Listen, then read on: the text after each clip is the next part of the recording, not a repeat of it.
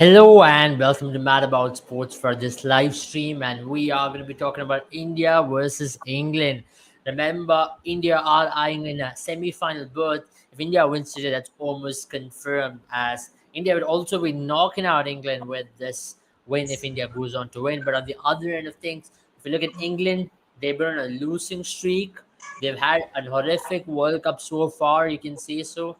And then England would certainly want to redeem themselves and give it their best shot towards the latter end of their group stage games. As Sai joining me, Sai, if you just look at the context of this game, both the teams have something to play for. It's just not.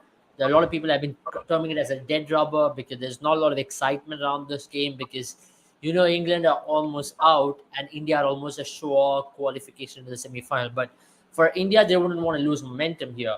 And for India, they would want to defeat quality teams and keep pushing forward as they near the semi-final because they know they'll have challenges as they come because they have a South African game next week, they have a Sri Lankan game in the midweek, then they play Netherlands last before the semi-final. But they don't want to keep going because India would know that their players would want to be in complete form, like so Shreyas Iyer, like so KL Rahul. On that particular sense, how big is this game for both the teams? Yeah, absolutely, Abel. Today, actually, before the World Cup, if you talk about this game, then everyone was talking about the game that this should be the ultimate game of the tournament, right? But now, taking care of about the team forms, about England and India, right now, no one have that much of hopes from the game, from the England point of view. But as they don't have anything to lose today, so they will come out all out, right? Because they will for sure upset a team, and we don't want it to be today because, as you said, we don't want to lose the momentum at the ending stage of the league stage, right? So, but yeah, it's better from my point of view. It's better that even if we have a bad day, it should be in the group stage, right? We don't want a bad day in the semis, right? But yeah, we do have to carry forward the momentum, and to be honest, I would like to see India defending today because we have to practice defending also, right? Because we have seen for the South Africans, we know that they are brilliant while batting first, but in the batting second, they do have the issues. Even though they won the last game, but still it was on the neck, right, as compared to India. So India, I would want today they should defend because at least they should have something to look after in the semis.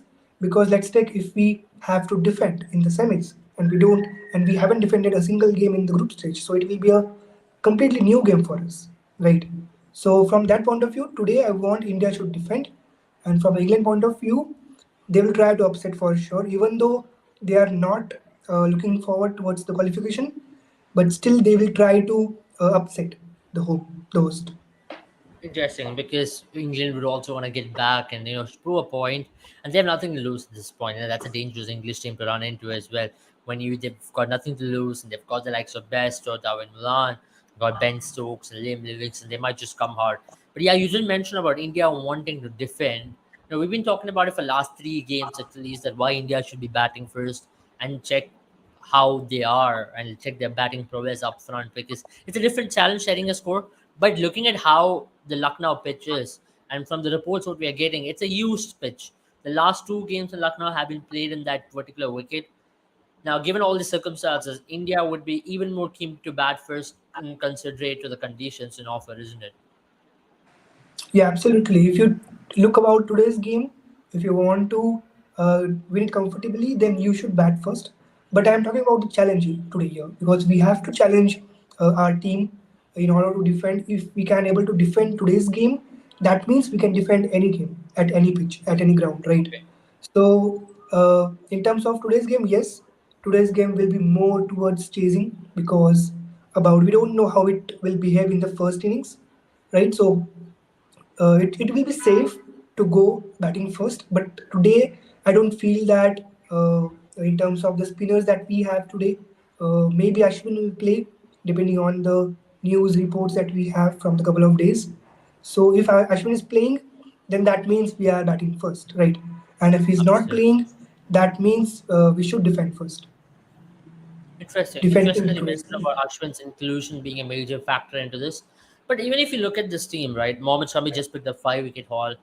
You can not drop a bowler who just picked up a 5 wicket haul and he put up a man of the match performance. And then you have Mohammad Siraj and Bumrah, who's been doing a fine job for India throughout this World Cup. I mean, maybe when it comes to stats, Bumrah is our highest wicket taker when it comes to bowling stats, when it comes to just as individual bowling stats. But if you talk about Mohammad Siraj, he's been extremely effective as well in terms of giving us a breakthrough up front or picking up a wicket in a second spell. He's been doing that so consistently. So you cannot drop them two as well. So do you go on to say Mohammad Shami that Mohammad Shami, you have not been able to, we have to drop you because of the conditions in off India? That's a tough call to make.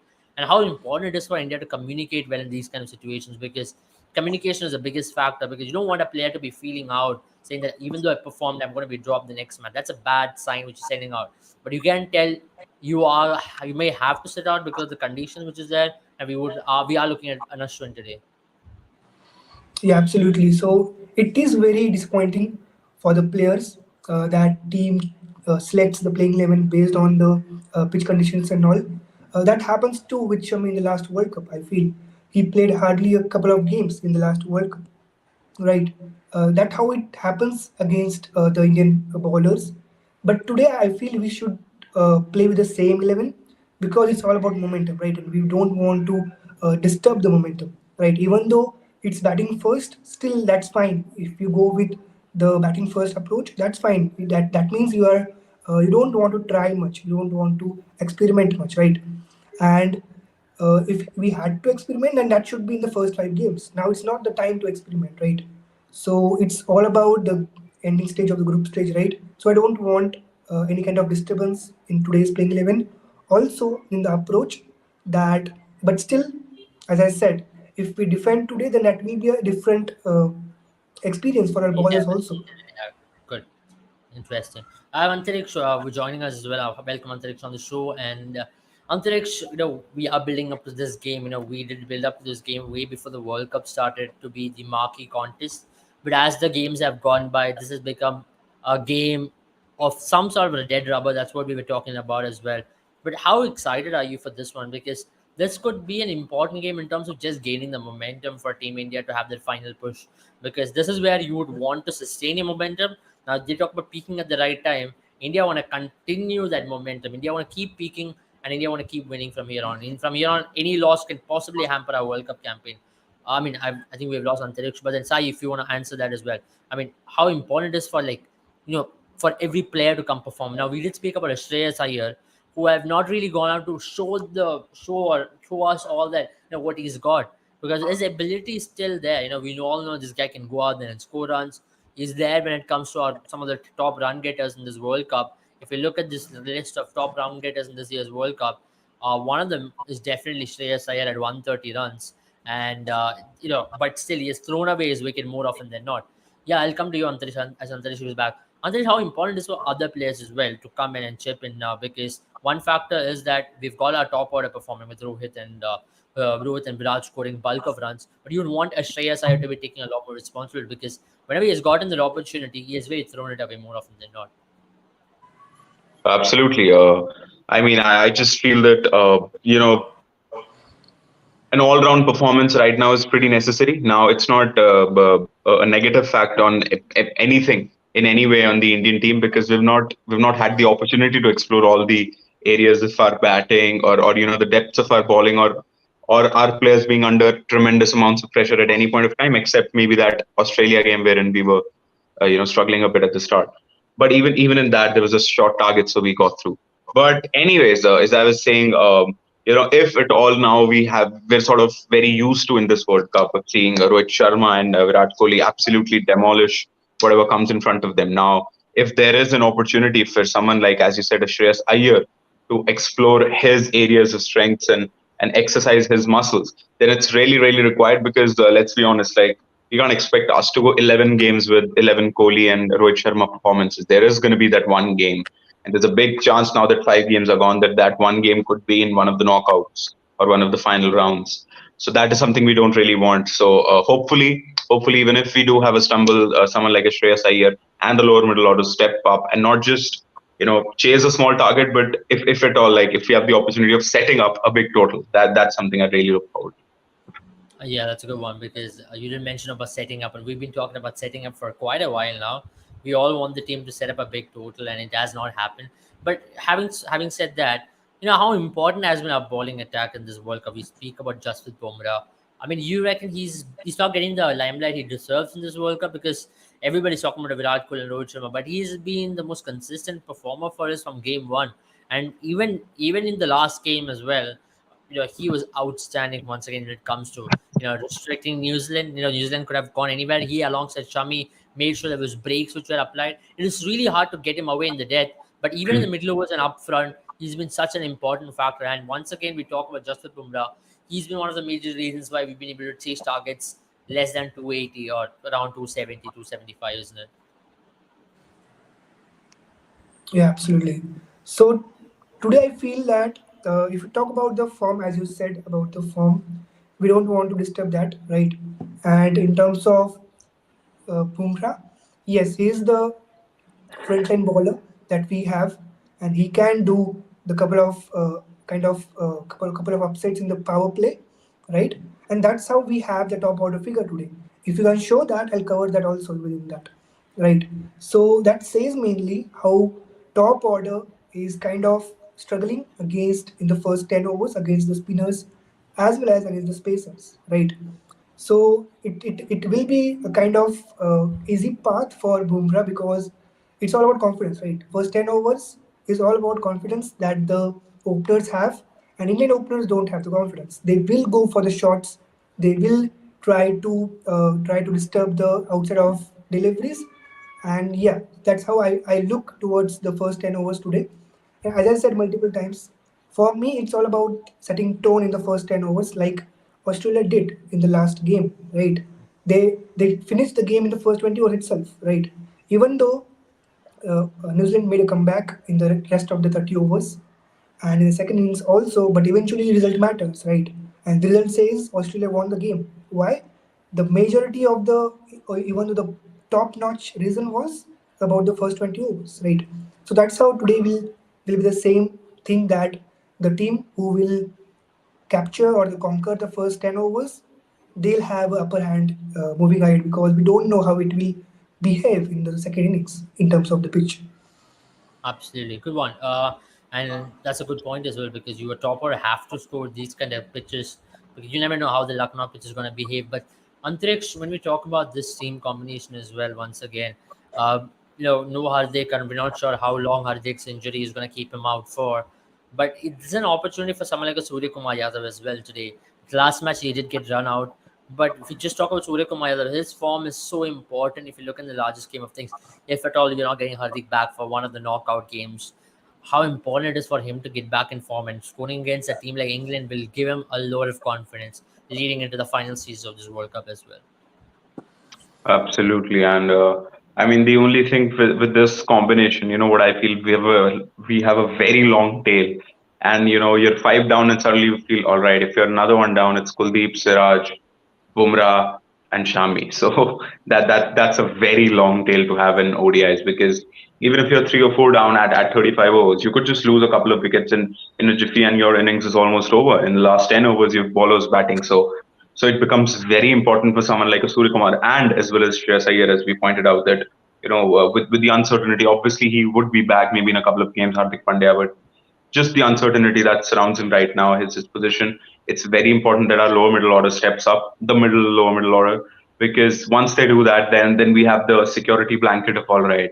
Even if the Kohlis and Rohits are gone, we have these guys. So and Surya Kumar, we all know what he can do, and he is really being bet on by the Indian management because we all know his stats in ODI. Of course, he did that. He had a game in the Asia Cup, if I'm not wrong, where he showed his heroics. So that was there, of course. But apart from that, it's been nothing short of abysmal. So whereas on the other hand, Ishan Kishan has showed a bit of promise here and there, not again to the extent that we wanted to, but still Surya is being chosen over him. So of course, it's very important for us to step up. And also when you mentioned Bumrah there, I would also again want to give a shout out, and of course everyone's favorite at the moment, Kuldeep Yadav. He is one player for us, and he has absolutely taken up the role. I see no other team with such a match-defining spinner in their squad. Like the only one that I get reminded of is Rachin Ravindra. That too for his batting. So that's got nothing to do with Adam his Zampa spin has done a bowling. decent job this World Cup. Yeah, exactly. Adam Zampa as well. A bit of they wanted maybe Tanveer Sangha under aayega, maybe he'd do something, but no. Zampa has gone on and sort of cemented his place. But yeah, Kuldeep Yadav has been a massive one for India. Absolutely. I mean, we need to talk about him more rather than what we're talking about him now. But let's look at the way in which how the boundary contribution has been when it comes to English team. I mean, the English team is known for their boundary rating ability, the runs contribution, and especially them enforcing it on up top. But that's not been the case if you just compare them with England. Compare them to the England we know and how they've gone about in this World Cup. Sai, how big a disappointment has that been? Because Johnny Bairstow hasn't really come and lit this World Cup on fire. If you want to draw inspiration, you want to look at the inspiration from how he played against India in the 2019 World Cup, and also for David Malan as well. Except for the knock which he played against Bangladesh, where England had gone on to win that sole match. I mean, David Malan has been, pretty dire when it comes to his form. Joe Root has not been there. So all in all, England's top order and middle order has been extremely shaky when it comes to contribution of runs, boundaries, and also their run rate.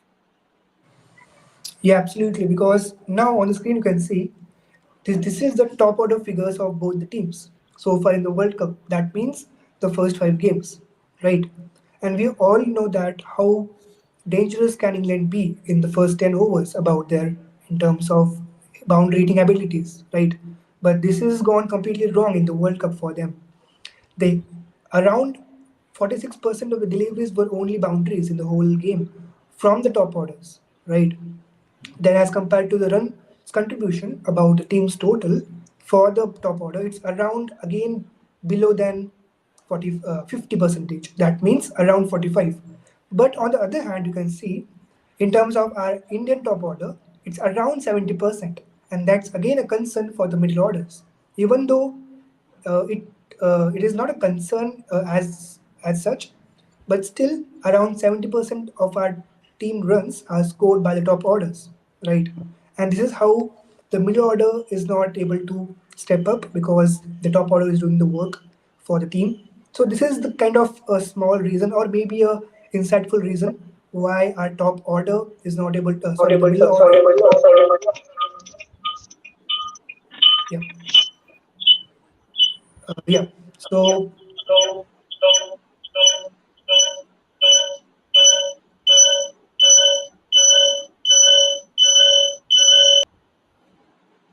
Yeah, go ahead, go ahead, go ahead. yeah. So in terms of the middle order, one of the reasons why the middle order is not performing well for the India because our top order is doing the work for the team, right?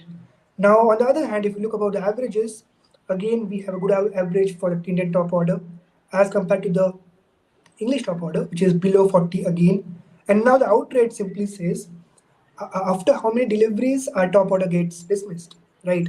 And for India, it's around 58 deliveries. That means the first 10 overs, right? We hardly give away a wicket in the first 10 overs. That means, on the other hand, for the England, this says that they concede a wicket of the top orders around 6 overs, right? So that means they will concede around couple of wickets in the first 10 overs. So this is how the trend has been for England so far in the World Cup. Absolutely, that's a good one. Because the English team has not been extremely fluent, as you'd say so. But Antarish, if you have to pick a player, who you should worry about in today's game, who would it be from the English camp? Because maybe it could be a Johnny Bairstow kind of a day because he's not yet lit this World Cup on fire, and he is not so far away from doing that. So, and he has loved playing against India in the past. He's got a good record, and you reckon Johnny Bairstow against India will be something Indian bowlers should worry about today? Um, I mean, again, these quality of players, of course, they can, absolutely dismantle any opposition bowling on their day. But I don't know, one player that comes to my mind right now, who I feel could be on the verge of doing a bit of magic, or it's basically two players. It's Root, obviously, and it's David Malan, because I feel these are the two players that have the temperament of ODI cricket. I look at that squad and I just feel ये दो players हैं जो मुझे लगता है कि they want to play ODI in the ODI way with whilst maintaining their positive format, their positive Yeah. approach. they want to survive the 50 overs. So these are the two players, and I feel if someone if someone the two of them, if anyone in the two of them play an innings wherein they can maybe play the anchor role in the innings, I think that would fill up the likes of Harry Brook, Ben Stokes, Johnny Bairstow with confidence to then play around that particular player. So I feel, and you know what, I thought about saying it out a lot, saying it out loud or not, but I just feel I have a sneaky feeling. India, Aj, Aj, I Okay. just feel, Okay. I just feel Interesting. that, yeah, I've put it out there, so there's no turning back now. I just feel, I don't know. It seems very weird to say that I kind of 50% want it, and that is because I've said it long enough. Because I want us to be ek ya to very very hardly rattled, or I want us to, even drop points. I actually don't care. It'll add to the fun of the World Cup. England would stay in it. England would have to win all of their games. So I'm all up for it. And I just have a sneaky feeling today because, even Dhoni was interviewed somewhere. And of course, he gave that one typical Dhoni comment. He said, the team's doing well. I'll say nothing else. But when asked about his 2011 World Cup, he said that we got a couple of knocks along the way, and I think that is a decent thing to do before getting into the knockouts, because you want to get rattled before the knockouts. So he gave a hint here and there. Well, let's see. I mean, it's not bad to lose a match and win the World Cup because if you look, all the teams in the last three World Cups for them, 2011, 2015, 2019, all have lost on their way to the final. I mean, let's talk about Yeah, India, so losing South Africa, drawing to England, Australia, losing New Zealand by a wicket, or England lost to Sri Lanka, and Australia on their way. yeah, So these things are very important on their way to winning a championship. I'll lead to that now, Sai. When you talk about England team as well, they are pretty up there when it comes to surprising people when it comes to how they can possibly do well in comparison to what they've been doing. I mean, just look at the stat, right? How they were very good in the first couple of matches, how they've dropped out. But if they can bring in their A game as they brought in the first couple of games, not let's about the first game, but the second game against Bangladesh, I know the quality is very different, but still, if they can bring something up from that game and get some momentum back, it's been a dry run now. If they can possibly turn it around, it can now also happen because when you're going on streaks, the streaks can often turn around in your favor at some stage or against your favor. India on a winning streak, England on a losing streak. So either of them can happen because of this very fact that that's a very funny thing about streaks. Streaks can turn around very quickly, and that you don't want it to be in a very crucial situation. You'd rather have it right here. Yeah, absolutely. So on the screen, this is about the net activity rate percentage. That simply means about strike rotation. This metric is mainly designed for the team form to evaluate that the amount of strike rotation gained by the amount of strike rotation conceded, right? Because we know that England is not that much great in doing strike rotations, right? And but they are not also hitting the quality boundaries, right? So why not to discuss about their activity rate in terms of the strike rotation? In the first couple of games, they gained 6% extra strike rotation as compared to the amount of strike rotation they conceded. Right, that's a good thing. Even though they lost the game, that's fine. They have improved on their strike rotation. Same thing for second game. They won the game, right, with a huge margin, but they were focusing a lot on the boundary hitting abilities as compared to the strike rotation. So it's around just 3% extra as compared to what they have conceded against Bangladesh. But now the form decreases a lot from the last three games. Afghanistan was a close game. They conceded a lot strike rotations as compared to what they have gained. But the last two games was a huge disappointment, right? You can never think about this metric, about the strike rotation. So this says about their bowling issues, right? They considered around 30% of extra strike rotations to the South African team, and we know South Africa is all about hitting the boundaries. They hardly do that strike rotation, mainly for the lower order batters, right? Again, the same thing against Sri Lanka. How can Sri Lanka how can Sri Lanka perform better as compared to England's strike rotation, right? And that's how Yeah, it says about their bowling issues, right? The last couple of games, their bowling was really disappointing because they were yeah, conceding runs very easily, even though yeah.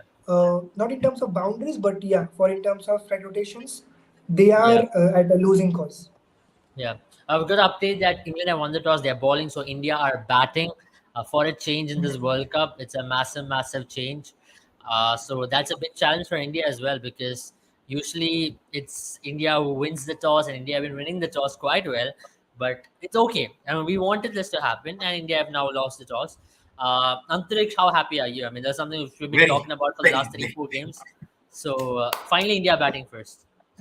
very happy. Very happy. Hopefully, as I said, I don't have a feeling that way, but hopefully we put up a score of 400, because if we don't, the skeptic in me would just, pata tha mujhe, pata tha.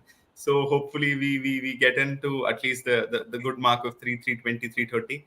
And, I mean, we saw South Africa. We were talking about South Africa, how they don't want to be rattled the other way. They almost got rattled to until the end. They somehow got Yeah. over the line.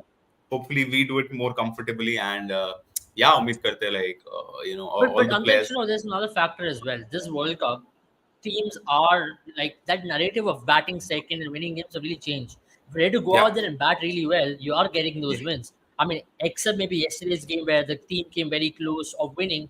It was some Herculean task from New Zealand to even come close. Otherwise, you are batted out of these games. Even 340, 350 is an extremely hard total to chase. And now with the underconfident England team, if you score 320, 330, and especially in Lucknow with the longer boundaries there, you can possibly be on the winning radar over there. You can absolutely set a foot out there and put extreme pressure on England. One thing that I really noticed this World Cup is there was this growing sense of like, again, as I keep saying, T20 wala flavor aa raha tha, that even if teams had to chase 210, 220 in the last 25 overs, they used to keep wickets in their hand and they used to back themselves. Now, is Absolutely. it because of the World Cup or something that scoreboard pressure has absolutely changed the game? Like, I just feel I saw Rachin Ravindra yesterday. I was so disappointed. I kept saying that's why he's not Kohli, that's why he's not Dhoni, that's why players are not Kohli and Dhoni. Like, the scoreboard pressure gets to people so bad, at least in the World Cup I've seen. Like, 10 Mm, ka run rate for 10 overs just feels like a Herculean task, and people just want to hit left, right, and center. I saw this in earlier games as well. Like, yeah, in bilateral series, we just feel like even if there is 70, 80 runs to yeah. chase in the last 6 overs, teams back themselves. Teams want wickets in hand, and then but in the World Mm, Cup, or maybe it's the pitches in India that slow down in the second yeah. innings. Something has changed It's that a the World score. Cup. It's a World Cup, I feel, more than anything else. Because you saw you can get close if you're ready to preserve your wickets.